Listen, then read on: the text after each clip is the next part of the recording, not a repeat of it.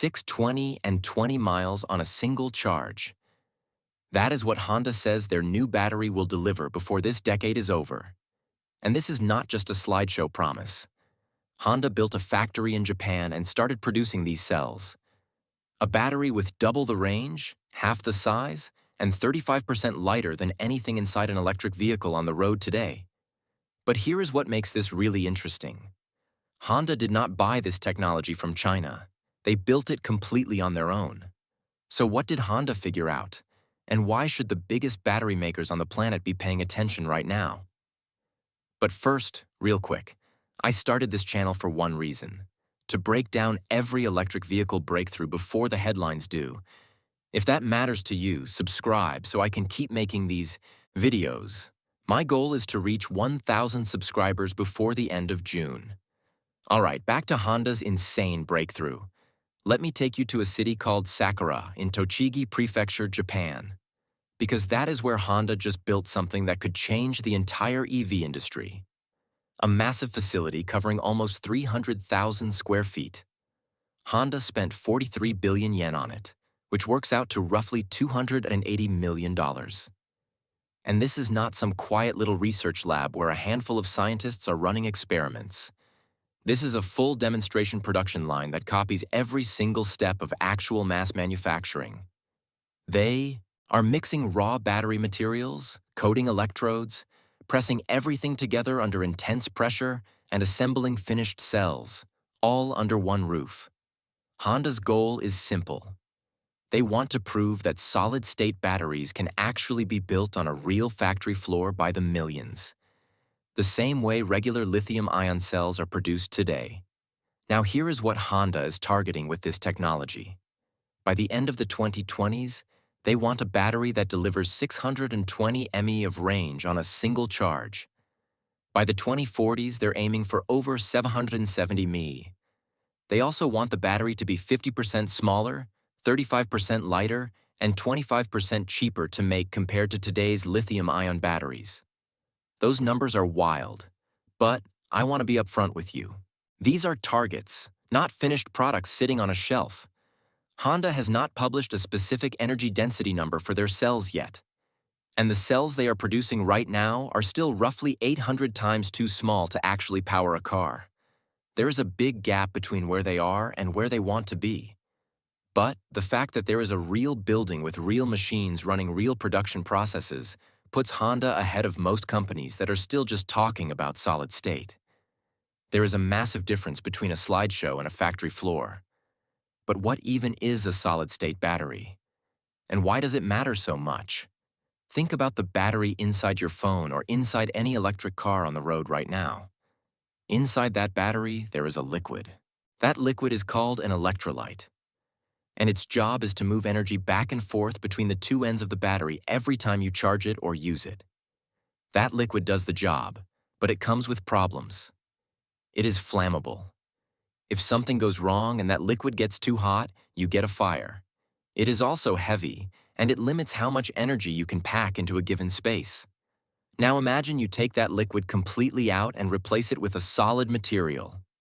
Same job, just solid instead of liquid. That is a solid-state battery. And that one swap changes everything. First, you can stuff way more energy into a smaller space. Think of it like going from a bulky old suitcase to one of those vacuum-sealed travel bags. Same stuff inside, way less room needed. That means either a much longer driving range or a much smaller and lighter battery that still takes you just as far. Second, because there is no flammable liquid, the risk of a battery fire drops close to zero. That is a massive deal for safety. Third, solid materials can handle heat better, which means you could potentially charge the battery much faster without damaging it. And fourth, solid-state batteries could last an incredibly long time. Some estimates put it at 15 to 20 years before the battery even starts to wear down. Honda, specifically, is using what is called a sulfide-based solid electrolyte. And they developed a technique where they use rollers to press the electrolyte layer really tightly against the electrodes. Getting that tight contact is one of the biggest challenges in solid-state manufacturing. If the layers do not touch perfectly, the battery does not work right. Honda says their roll-pressing method lets them run a continuous process instead of making one batch at a time, and that is a huge advantage when you are trying to scale up. But here is where Honda's story takes a turn you probably did not see coming. You might be thinking Honda is already some independent battery powerhouse that does not need anyone else. That could not be further from the truth. Right now, today, Honda is one of the biggest customers of a company called CATL. If you follow batteries at all, you know that name. CATL is the largest battery manufacturer on Earth, based in China, supplies cells to nearly every major car company you can think of. In 2022, Honda signed a deal with CATL to purchase 123 gigawatt-hours of batteries between 2024 and 2030. That is enough battery power for well over 1 million electric vehicles. And Honda is not just a customer. They actually own about 1% of CATL as an investor. Over in North America, it is a similar picture. Honda's first electric SUVs, the Prologue and the Acura ZDX, run on General Motors' Ultium platform using cells made by LG. In Japan, Honda works with a company called GS Yuasa. So, no matter where you look, Honda is buying its batteries from somebody else. And a lot of those supply chains run through China. That is exactly why this factory in Sakura City matters so much. This is not just a cool new technology project. This is Honda's long-term escape plan. If they can figure out how to make their own solid-state batteries, they no longer depend on CATL or any other outside supplier for the single most important part of their electric vehicles. Honda's executives have said this openly. They want to own the battery technology from the ground up to reduce what they call geopolitical risk. And honestly, I think that is one of the smartest moves any automaker can make right now. Because the way the world is going, the company that makes its own batteries is the company that controls its own future. If supply chains get disrupted for any reason, the company buying batteries from someone else is the one scrambling. The company making their own batteries keeps building cars. We have already seen what happens when supply chains break. During the chip shortage, car companies could not build cars even though they had every other part ready. One missing component shut down entire production lines for months. If a major automaker suddenly cannot get cells from China, they cannot build a single electric vehicle. That is the kind of risk Honda is trying to eliminate. But Honda is not racing against a slow competitor. While Honda is building a factory to test the batteries of tomorrow, China is already putting the batteries of right now into real cars that real people are buying. CATL just launched the Nakwa battery, the world's first mass-produced sodium-ion battery designed for electric vehicles. It does not need lithium, cobalt, or nickel to make, which is a big deal for cost and supply. It delivers 175 watt-hours per kilogram, offers a 500-kilometer driving range, keeps 90% of its power even at 40 degrees, and is rated for over 10,000 charge cycles. Most lithium-ion batteries are rated for 1 to 2,000.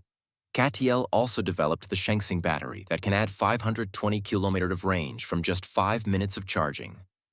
BYD has something similar with their Super E platform that adds 400 kilometers in 5 minutes. Solid State promises longer range and faster charging around 2028, but CATL and BYD are delivering it right now.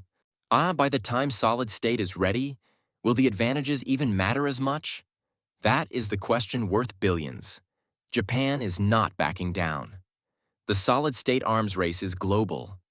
Toyota holds the largest collection of solid-state patents. Japan controls about 36% of all solid-state patents globally. Toyota is targeting a commercial launch between 2027 and 2028 with a range of roughly 1,000 to 1,200 km and a 10-minute charge time. Nissan opened their own pilot production line in 2025, targeting a battery cost of $75 per kilowatt-hour by 2028. QuantumScape started shipping test cells. Samsung SDI is targeting 2027. Mercedes drove a test car over 1,200 km on a single charge. Even CATL is working on solid state, but their chief scientist admitted they are only at stage 4 out of 9, with small batch production targeted for 2027 at the earliest. CATL denied rumors of 2,000 km solid-state batteries by 2027. When the company that makes more batteries than anyone says this technology is still years away, that tells you how hard the engineering challenge really is. If solid state delivers even a fraction of what these companies promise, it rewrites the entire conversation about electric vehicles. Range and charging are the two biggest fears. Solid state attacks both at once. Double the range means you charge half as often. Faster charging means 10 minutes to get back on the highway. That is better than stopping for gas. Safety improves because there is no flammable liquid electrolyte. Lifespan improves because these batteries could last 15 to 20 years, changing resale values and the entire used car market. But solid-state batteries are expensive to make. Current estimates put the cost between $400 and $800 per kilowatt hour. A regular lithium-ion battery costs about $115. Even Honda's best-case target is just a 25% cost reduction by 2030. The manufacturing process is brutal. The sulfide-based electrolytes react with moisture, so the entire factory must be kept at extremely low humidity. The solid materials are brittle and can crack. Dendrites can form and cause short circuits. These are not theoretical problems. They are why solid state has been 10 years away for the last 20 years. Honda also cut their total EV investment from 10 trillion to 7 trillion yen through 2031, scrapped a major project in Canada, and projected their first ever net loss. Solid-state launch dates have slipped at almost every company. Toyota has pushed their target back multiple times. QuantumScape delayed their commercial plans. Nissan's CEO warned about investing too aggressively. I still believe solid-state will happen, but the consumer impact is more like early 2030s than 2028. This is still the most exciting battery race in decades. The technology is real, the investment is real, and the progress is real. It just is not finished yet. Toyota's solid-state launch window opens in 2027. If they hit that date, it changes the entire timeline for every automaker, including Honda. Subscribe so you catch that breakdown the moment it drops.